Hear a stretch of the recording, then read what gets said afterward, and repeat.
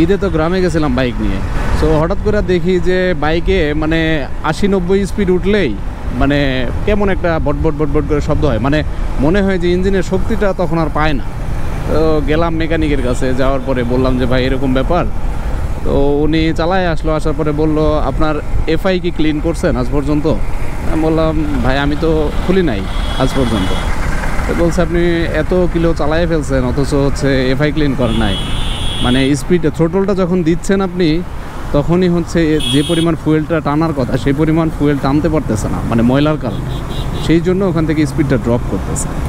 তো এখন কি করতে হবে? বললো যে ভাই এফআই ক্লিন করতে হবে, তাছাড়া কোনো উপায় নাই। আর এফআই ক্লিন করতে সময় লাগবে, আপনার যদি হাতে সময় থাকে তাহলে আপনি বসেন, আমি কাজ শুরু করি। তো সমস্যা নিয়ে তো আর বাইক চালানো যায় না। আর আমি আবার বাড়ি থেকে আবার ঢাকাতে আসবো, অনেক দূরের একটা রাস্তা, সো প্রবলেম নিয়ে তো রাস্তায় বের হওয়া যায় না। তো এফআইটা ক্লিন করলাম। এখন ক্লিন করে আমি ঢাকাতে আসছি, আসার পরে একটা জিনিস আমি খেয়াল করতেছি, স্পিড প্লাস হচ্ছে ইঞ্জিনের স্মুথনেস সব কিছুই ঠিকঠাক হয়েছে, কিন্তু ঘটনা হচ্ছে এখন মনে হচ্ছে আমার কাছে যে ফুয়েল বেশি টানতেছে। কারণ এর আগে তো গাড়ি চালাইতাম আমি, এফআই ক্লিন করার আগে যেমন মাইলেজ পাইতাম আমার মনে হচ্ছে এখন পাইতেছি না।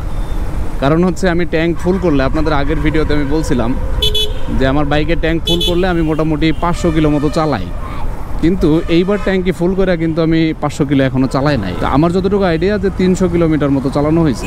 তো দেখি এই বিষয়ে আবার কথা বলতে হবে। এখন যে জন্য ভিডিওটা করলাম সেটা হচ্ছে আপনারা যদি কেউ এফআই ক্লিন করে থাকেন, মাইলেজ এই ড্রপ হওয়ার কারণটা আসলে কি একটু কেউ যদি জানেন তাহলে কমেন্টে জানাবেন প্লিজ।